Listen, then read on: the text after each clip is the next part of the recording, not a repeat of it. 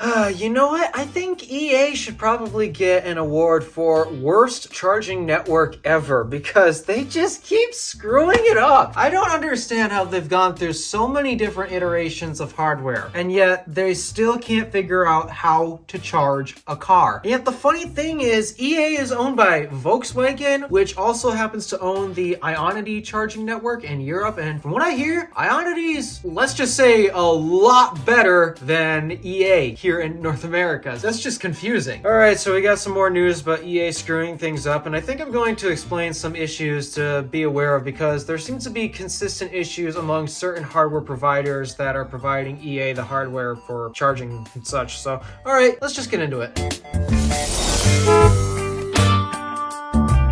So you might think that EA is like Tesla that builds their own chargers and operates them on the ground, when the truth is that is not how the EA chargers are designed and built and operated at all. Basically what happened was Electrify America, aka Volkswagen Group, EA was actually started by a whole Dieselgate settlement. EA was basically formed under the settlement, and what they ended up doing was they basically reached out to a bunch of charging hardware providers, and actually the original four was FSIC, BTC, ABB, and Signet. Those were the original four providers, with their following example hardware depicted on screen as I said them. Though, let's just say that evidently Electrify America has not been sticking with the four providers for as long as we thought they might have, because they've been in the process of removing two of them. They've already completely removed their FSEC provider because evidently FSEC was just doing such a terrible job with their charging hardware that evidently EA wanted absolutely none of that, and we all remember the famous story when I-95 was shut down because guess what type of chargers are entirely along I-95? Yep, they were all FSEC units, and EA decided to upgrade them to Signet's second-gen units, and they all did it on Memorial Day, which is a well-known holiday for a lot of people traveling. So basically a lot of electric car owners couldn't get anywhere because EA was removing the FSEC units. Fun.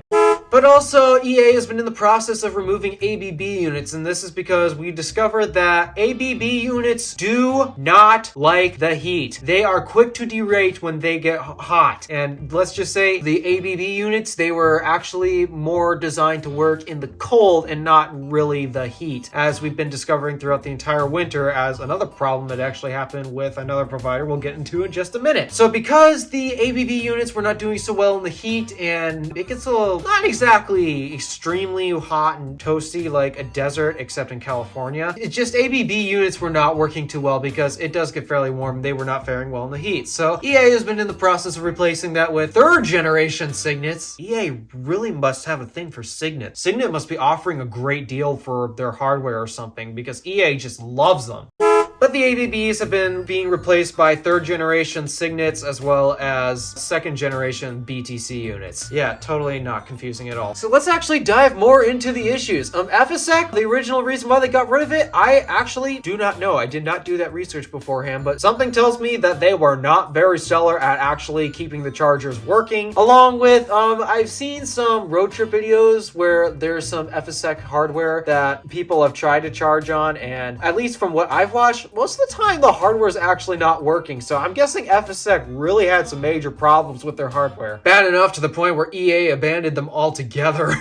However, despite that, EA tried to replace those FSEC units with more BTC, ABB, and Signet units. Yeah, apparently that didn't exactly fix all of their issues because basically all of their providers have had a ton of issues. For example, ABB, I have just mentioned, they are not working very well in the heat. They work great in the cold, but not in the heat. In fact, I am very shocked that EA decided to deploy these ABB units in warmer and hotter bits of the country instead of other charging hardware like BTC or Signet, for example. Yeah, a lot of the ABB hardware is actually located further south where it's warmer, and ABBs are not exactly hot weather friendly. So, okay, that's just poor planning on their part, but evidently those ABB units are getting ripped out entirely for new Signet and BTC units, just because of the heat problems. But we're not done with that because it turns out EA's favorite hardware providers, which are BTC and Signet, even those have issues. BTC, let's let's just say they got two major issues. One of them I think has been solved, but it was basically an entire letdown throughout the entirety of Christmas of 2022 because this was when the problem basically kicked in. So we know that ABB units do not like the heat, right? Well, I guess in an attempt to solve the chargers not liking the heat problem, EA decided to co-develop these chargers with BTC and Signet. Yes, Signet also kind of developed these units as well, but they're still separate providers at the end of the day because actually it was only the BTC units of this generation that had this issue. And the BTC units, they worked great in the heat. They did absolutely awesome when they were originally deployed in the end of summer, except when winter came around. Connecting to vehicle.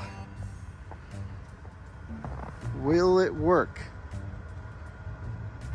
Initiating charging. Hey, I think it is. Good. Thank you for choosing Electrify America. Is it charging? Not according to the truck. Oh wait, truck's green. Charging start error.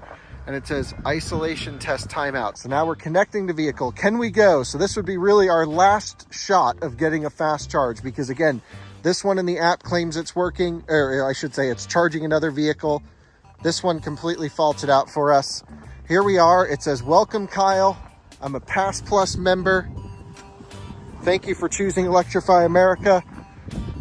Will it work? I hear the same clicks we heard before.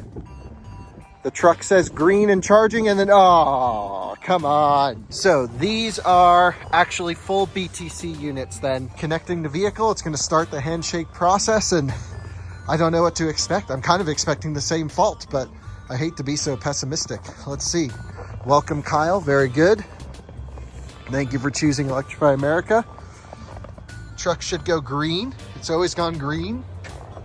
Contactors went. Start of the isolation check would be my guess. There we go. Are we gonna work? Green and, oh no freaking way, it doesn't work. You've gotta be kidding me. So it's not a station situation. It is all, should I just go through and try all of these for good measure? I don't want to waste that much time. None of the new units. Are you freaking kidding me? Holy smokes, wrangling that cable into this truck was crazy. I just pulled around the other side and oh my God, isolation test timeout. So they're just all failing. Crazy. I went on PlugShare as well to report the station. Turns out I didn't have to. Unfortunately, an Audi e-tron owner had been road tripping through, again, a premium Volkswagen Group product, charging on a Volkswagen Group, essentially, charger. He said he tried every single charger here. They all failed. Same isolation error. He had to grab a hotel. He's not sure how he's going to be able to leave the area, relying on Electrify America because, well, he's hosed. None of the new units work. Crazy. Yep, we instantly traded the can't work in the heat problem to can't work in the cold problem. Now, to my knowledge, there was an update that supposedly changed a few parameters on how the charger works to actually allow it to work better in the cold, but still, that was a major problem with the BTC units. I have no clue how that lack of testing managed to make it through the factory. And then we finally get to EA's favorite provider because they are literally on Gen 3. All the other providers I have mentioned, they basically had Gen 1s, and BTC was lucky enough to get a Gen 2 version. Meanwhile, Signet, they actually have had a total of 3 different generations of Signet units. What are those 3 generations? Here is what we refer to as the early Signets, or the first gen Signets. Then we move on to the second gen Signets, which were actually the most common units to replace all of the FSEC units when the whole FSEC debacle was going on. And now we're on Signet third generation, which looks practically identical to BTC's second generation, because this was co-developed with Electrify America, so they share basically the exact same dispensers, except they actually use 2 completely different holsters for holding the cable, and as well as the actual cabinetry and such. That's all Signet and BTC proprietary stuff for each company. So basically EA worked on the dispensers, at least from what I can tell, because from the sounds of it, they each have their own separate issues. So BTC units, they do not like the cold, although there was that one update that supposedly fixed it. But there's one one other issue that I gotta mention about the BTC units. These things are actually fixing a lot of the problems that we've had with EA's hardware, where it basically doesn't deliver the power that they should be. Well, they certainly are delivering more power this time, except they're delivering now too much power to the point where it's actually bricking all different electric cars. The most popular car that it was bricking was Rivian's, though Rivian's are not the only cars that EA has bricked with the new BTC units. And how are they doing this? Let's just call it charger creep. It's basically where the charger is delivering way too much power that the car is basically faulting out and trying to protect the battery pack. That is actually still an issue going on with BTC units today. The cold weather thing, to my knowledge, was fixed after a software update or something, but the whole delivering too much power aspect, that's still a huge issue with BTC units today. And then we finally get to Signet, where actually this is where the latest bit of news comes in. Actually, there's a few other problems that each generation of Signet units actually have, to my surprise. So the early Signets, the first gen, those are blowing up, because actually I discovered these are even worse in the heat than the ABBs. I guess that makes more sense why EA decided to put the ABB hardware further south, because unlike the ABB hardware, the early Signet hardware was actually air-cooled and not liquid-cooled like the ABB units. So technically, the early Signet units would have fared worse in the heat, which makes sense because you'll typically find all of those early Signet units further north. Like, I kid you not. If you travel in like a 700-mile radius of where I live, it is literally nothing but early Signet units. Maybe one ABB charger. Other than that, it is nothing but early Signet units, and those are in the process of getting swapped with either second-gen Signet units or third-gen Signet units. Because, yeah, those are exploding. So those are in the process of being replaced, and I've been taking a look on PlugShare, and it turns out, yeah, they've been in the process of replacing it with second and third-gen Signet units. I guess EA really doesn't want to put BTC units up here for some odd reason. Oh, wait, that's probably because they didn't do too well in the cold, and here in Michigan, it is freezing cold up here. I say that as I check my watch, and it's literally 57 degrees here in April. And that's warmer than it usually is. Early Signet units, they are blowing up because they are air-cooled, and I would think an air-cooled system would not exactly fare too well in outdoor conditions. So kind of makes sense that's blowing up, but hey, it's aged hardware, and EA has been in the process of replacing their older ABB units. I guess why not just swap out the old Signet units? They might be getting a little tired themselves. And now they're swapping it for their second-gen Signets, and here's the actual reason why I've decided to make this video. The second-generation Signet units are now delivering what is called dirty power. What is dirty power? Well, basically, let's just say we plugged in our electric car and then we start ramping up to, let's just say 200 kilowatts, for example. We'll say 200 kilowatts. And then a second later, we ramp all the way down to 50 kilowatts. And then we head back to 200 kilowatts. And then we go to 75 kilowatts. And then we go to 143 kilowatts. And then 60 kilowatts. And then 195 kilowatts. You get the picture. It's basically ping-ponging back and forth between high power and low power. And I don't know about you, but I don't really think that's the best way to charge a battery? I don't know if this is a software issue or if the new second-gen hardware is getting tired. And keep in mind, this second-gen hardware came out like 2 years ago. I don't know if you know this, but superchargers have been around for a lot longer than that. And last I checked, the V2 hardware, it's still rocking strong. So if this is 2-year-old hardware that's just starting to develop hardware problems like dirty power, that's concerning. And I guess this has caused enough problems where EA has decided to start limiting the output of their 350 kilowatt units, because I've taken a look at PlugShare and the Electrify America app. Turns out, I-95, there are a crap ton of second-gen Signet units that are currently limited to 50 kilowatts on their 350 units. Yeah, this is not going well for EA. And then finally, what's up with the third-gen units? Because, we mentioned that basically all of the units, and by the way, the BTC units, the first-gen BTC units that are 150 kilowatts only, those units also were affected by the cold, by the way, so they did suffer that issue, and yeah, they're just not great. So basically, I mentioned every single hardware provider has had a problem with all of their generations of hardware, but we haven't even talked about the final generation of Signet hardware yet. So third gen. I have never seen more buggy chargers than the third gen Signet units. Over the course of Christmas, so many of the third gen Signet units, the EA units that look exactly like the BTC units because they were co-developed with with Electrify America specifically. While BTC was absolutely freezing to death and couldn't figure out how to charge cars in the cold, EA was having issues with their 3rd gen signets in software configuration. Apparently, they can't figure out how to configure their software. This really pains me. I do not understand how basically every single generation of EA hardware, be it from ABB, Signet, or BTC, they all have these major issues that have come out and basically just plagued the charging experience. I don't understand how it's this bad, especially considering if you take a look at the supercharger network, it is basically rocking stellar. And the funny thing is, EA is not the only one who's really struggling to actually just keep chargers up and running. EVgo has been in the process of trying to figure out what to do with their expired contracts, because evidently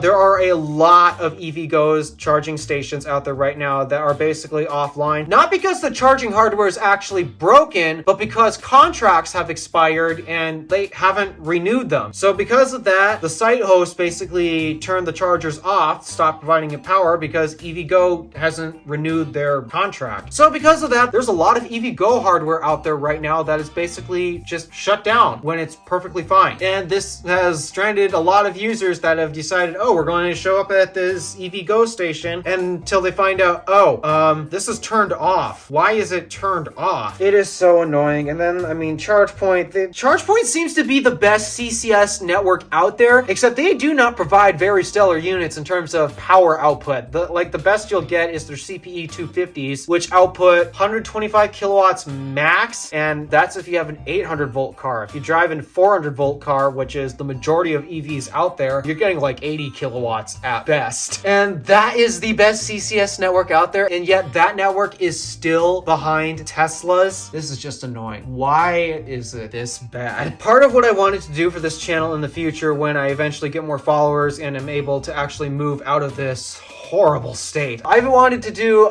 different tests with other EVs, say if my channel gets popular enough to the point where I can get press cars, or if I can make friends with the dealership or EV owners that want to be nice and lend me their cars. I would like to do some charging and range tests and all that, but I have no clue how I'm going to do that, because doing everything at home is actually not the best way to do it, because when it comes to doing a range test, I actually want to do it with the battery warm, and in order to warm the battery up, other than preconditioning, I have to go to a DC fast charger, except, well, nobody's using the supercharger network. Why? Because we're too prideful. We can't lower ourselves to use the clearly better network because, well, we look like we failed. We can't be better than Tesla and such. Yeah, I'm serious. I'm pretty sure the reason why all these other EVs that are not adopting NACS, so that way they can use the supercharger network, it's all based on pride at this point. Because we have seen how bad the charging network is for non-Teslas. And all these other companies out there that make electric cars that are using CCS, they have to be aware that their users are having a poor experience trying to road trip these vehicles and get quick top-ups when they absolutely need it. They have to know that their users are absolutely suffering because they have no reliable charging network. And especially now that Tesla has opened the NACS connector to be an open standard that anyone can use, but yet it's been like 6 months and so far there's nobody that's really publicly stated we're going to switch to NACS. I mean, I've even tweeted at Jim Farley in one of his tweets. He hasn't even decided to reply to me because, I mean PR and such, but still, clearly nobody wants to adopt NACS, and that's a sad thing because it turns out the only reason why I can think of why nobody wants to adopt NACS is because Tesla developed it and they care way more about their pride than their drivers' experience while charging. All of these other automakers, including Ford, GM, Lucid, Rivian, okay, maybe not so much Rivian because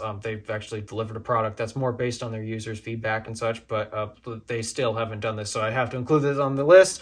Basically, any automaker that is not Tesla and Aptera, because those are the only two automakers that are using NACS. Anyone else that's not them, they haven't switched to it in the past 6 months, and that's a shame. And the only reason why I think they haven't done it is because they're too proud of themselves to even want to do it, which is a real shame. All right, enough ranting. I have no idea exactly what I'm going to title this video other than just EA really can't get their crap together, because now we get even more issues with the second generation signets. They were doing okay at first, and then Alright, thank you for watching. Do me a favor and interact with the stuff below. My name is DeWolf, Random Alpha, signing out.